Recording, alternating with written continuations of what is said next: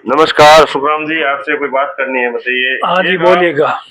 आपने कोई एक 5 रुपए का दावा शिक्षा विभाग के खिलाफ है, कोई सिविल कोर्ट में लगाया है क्या? और किस वजह से लगाया है? क्या मामला है? पूरी उनकी जानकारी बताइए सर। अच्छा, पत्रकार जी, बात ऐसी थी कि मैं 1975 में ओसिया में 11वीं में पढ़ता था। तब वहाँ के हमारे जो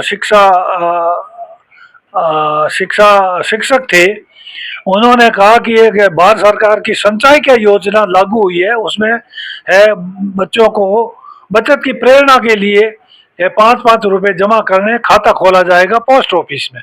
तब मैंने 5 रुपए वहाँ 1975 में जमा कराए थे। और करा के 10वीं करके बाद मैं 11वीं करने के बाद मैं कॉलेज छोड़ करके है वो चला गया आगे जोधपुर के लिए कॉलेज एजुकेशन के लिए, फिर नौकरी में चला गया। जब 2018 में वापस आया तो देखा तो वो पुरानी पासबुक मेरे पास पड़ी थी। और मैंने सोचा भाई 1975 में 5 रुपए की बहुत वैल्यू रखती थी और हम एक महीने का अपना खर्चा चलाते थे 5 रुपए से। तो मैंने वो पासबुक देखी तो उसमें 5 रुपए मेरे बैलेंस बोल रहे थे।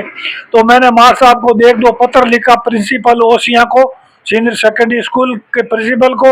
उन्होंने मुझे कोई जवाब नहीं दिया। फिर मैंने आरटीआई लगाई, उन्होंने कोई जवाब नहीं दिया। फिर आरटीआई में मैंने अपील सूचना आयोग जयपुर को की। तब जाकर के उन्होंने कहा कि भाई मिल नहीं रहा, हमारे पास रिकॉर्ड है, वो क्या करें, हमारे मामला ये है वो रियो करके। वहाँ कोई एक चौधरी साहब थे प्रिंसिपल, उन्होंने कहा हमारी गलती हो गई, जो भी आपका बनता है हम वैसे दे देंगे। यूँ करके वो चौधरी साहब तो रिटायर्ड हो गए। फिर वहाँ मेरी अपील कर रखी थी तो अपील से मुझे नोटिस आ गया। तो फिर मैंने इन कहा भी आप मेरा पेमेंट दो। फिर भी उन्होंने मुझे पेमेंट नहीं दिया। और फिर अपील मैंने परिवार लगाया तो परिवार में वहाँ से इनको डायरेक्शन आया कि आप भाई पैसे दीजिए। फिर भी नहीं दिया। इन्होंने पोस्ट ऑफिस में लेटर घुमाते रहा कि आपका खाता पोस्ट ऑफिस में, लेकिन पोस्ट ऑफिस में खाता ही नहीं था। खाता तो कंसोलिडेट खाता स्कूल में खुलता था, पोस्ट ऑफिस में तो वो कंसोलिडेट करके पोस्ट ऑफिस में जमाते थे। इंडिविजुअल खाता वहाँ का जो क्लास टीचर था वो हमें देता था। पासबुक दे दी, पैसे तो मेरा शिक्षा विभाग बोल रहे थे। अब पता नहीं उन्होंने क्यों नहीं दिया, मुझे घुमाते रहे। 2019 से घुमा रहे हैं ये। मैंने दो दो बार अपीलें करनी पड़ी सूचना आयुक्त को, तो भी नहीं दिया इन्होंने। फिर जाकर मैंने एटीसीपी का नोटिस दिया कि आपके खिलाफ क्यों नहीं वसूली का दावा दायर कर दिया जाए।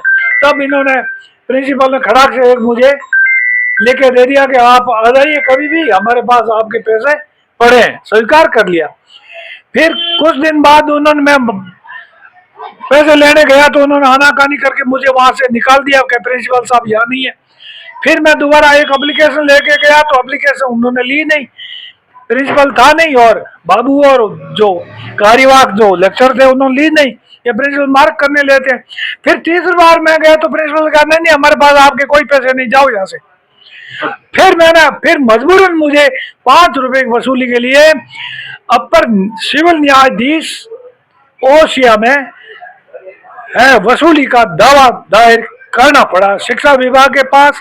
गुरुजी का क्यों मन दिख गया, गुरुजियों ने मुझे इतना प्रताड़ित किया कि गुरु शिष्य के रिश्ते में दरार क्या पड़ गई, छलनी छलनी कर दिया। अब शिक्षक, अब बच्चे और शिष्य कैसे विश्वास करेंगे। ये तो ठीक है मैं सक्षम आदमी था, खुद वकील था, इसलिए दावा लगा दिया। छोटे मोटे को ये मास्टर लोग दावे देवे क्या, गुरुजी तो गुरुजी निकले, माँ गुरु निकल गए। ऐसे तो गुरु घंटाल भी।